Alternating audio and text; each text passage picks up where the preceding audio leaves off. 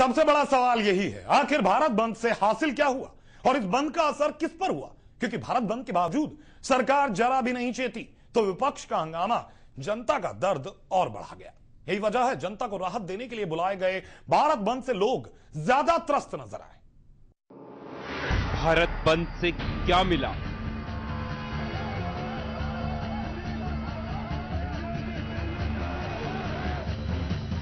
सरकार पर नहीं पड़ा असर।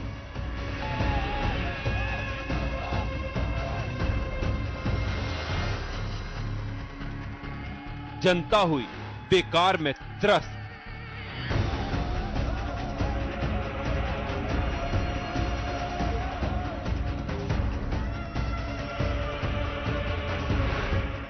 पूरे देश में चक्का जाम किया गया।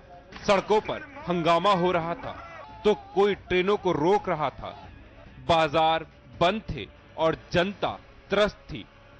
अंतर महज इतना था, सरकार में शामिल डीएमके तमिलनाडु में बंद कर रही थी तो सरकार को बाहर से समर्थन करने वाली समाजवादी पार्टी उत्तर प्रदेश में हंगामा मचा रही थी। जबकि लेफ्ट और एनडीए के नेता पूरे देश में सरकार के खिलाफ झंडा बुलंद कर रहे थे। ऐसे में सवाल यही उठता है, आखिर बंद से क्या मिला? जिस वक्त भारत बंद का व्यापक असर कई राज्यों में साफ देखा जा रहा था, उस समय केंद्र के मंत्री सरकार को संकट से निकालने की कवायद में जुटे थे और नए सहयोगियों की तलाश की जा रही थी। We respect the opposition protesting or demonstrating against a government's decision. But if you are protesting and demonstrating against a decision of the government concerning the economy, it's rather ironic that the form of protest that you adopt will cause great economic losses. Wage earners cannot earn their wages. Continuous processing factories cannot carry on their operations. In some factories, wages would have to be paid, but there will be no production. So the net effect of it is greater economic losses. And I think when you're protesting a decision concerning the economy, you should not protest in a manner that causes economic loss. वित्त मंत्री P Chidambaram कहते हैं, सरकार पर कोई खतरा नहीं है और रोल बैक का तो सवाल ही नहीं उठता। लिहाजा साफ है, भारत बंद था और सरकार ने आंखें मूंदी हुई थी। केंद्रीय कानून मंत्री सलमान खुर्शीद का बयान भी इसी बात की तस्दीक कर रहा है। We have the support of enough members of parliament and we have support of enough friendly parties both within and outside the coalition and the alliance, and I see that we shouldn't worry about this. Important thing what we should be now concentrating on is what this country needs, and we have tried to give to this country what will give us massive strides in growth, and we are not going to be able to achieve that if opposition is going to slow down growth by not working on in matters as they have done today. I think they've shown their point, they've given us their point of view, they've shown their protest. Now let's get back and work.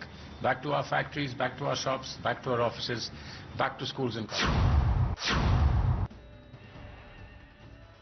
Bharat बंद के जरिए हुई राजनीति में सरकार से किनारा कर चुकी टीएमसी भी बंगाल में सियासी फायदा तलाशती नजर आई। ममता बनर्जी ने एक प्रेस कॉन्फ्रेंस की और लेफ्ट पार्टियों पर निशाना साध दिया। ममता बनर्जी के मुताबिक पूरी ताकत लगाने के बावजूद लेफ्ट पार्टियां बंगाल बंद नहीं कर पाई, तो उन्होंने उन मुद्दों का भी फिर से समर्थन किया जिन्हें आधार बनाकर यूपीए से समर्थन वापस लिया था। যে কর্মসংস্কৃতির জোয়ার একটা এসছে সেটা কিন্তু প্রমাণ করেছে। সবাইকে আমরা ধন্যবাদ জানাচ্ছি। দুই, শান্তিপূর্ণভাবে আপনারা দেখেছেন আমরা ইচ্ছা করলে ইভেন যেটা সিপিএম আমলেও হতো ক্যাডার নামিয়ে। ममता बनर्जी के मुताबिक भारत बंद से जनता को बेवजह तकलीफ हुई तो राष्ट्रीय जनता दल के अध्यक्ष लालू प्रसाद यादव ने भी भारत बंद से हुए नुकसान की कहानी सुनाई। झूठा बोलता चाय वाला मर जाएगा, चाय वाला मर जाएगा, अमेरिका का एफडीआई आएगा चाय बनाने के लिए। लोगों को गुमराह करता है। एफडीआई जूता और चप्पल जो हम लोग पैर के नीचे पहनते हैं वो एयर कंडीशन शोरूम में है। आज जो अन्नपूर्णा है जिससे मांस, मछली, सब्जी, दाल ये सब फुटपाथ पर बिक रहा है। झूठो रोज फूकवाता है लोग। इतना निर्माण का काम हो रहा है कि मजदूरी नहीं मिल रहा है। सब माइग्रेट कर गया और उल्टा पुल्टा छपवाते। तो जो तथा हम लोग बंद नहीं किया है, हम लोग बंद करते। हर पार्टी भारत बंद को अपने चश्मे से देख रही थी। नेताओं का बंद था, लोग परेशान नजर आ रहे थे, तो रोल बैक की बात भी सरकार की तरफ से नहीं की गई। बावजूद इसके बीजेपी नेता राजनाथ सिंह कहते हैं उत्तर प्रदेश में भारत बंद पूरी तरह से कामयाब था।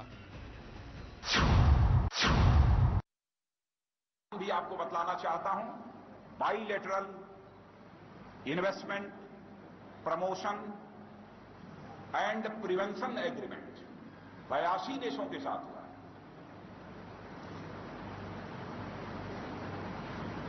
और इस एग्रीमेंट के तहत भारत सरकार मजबूर होगी, बाध्य होगी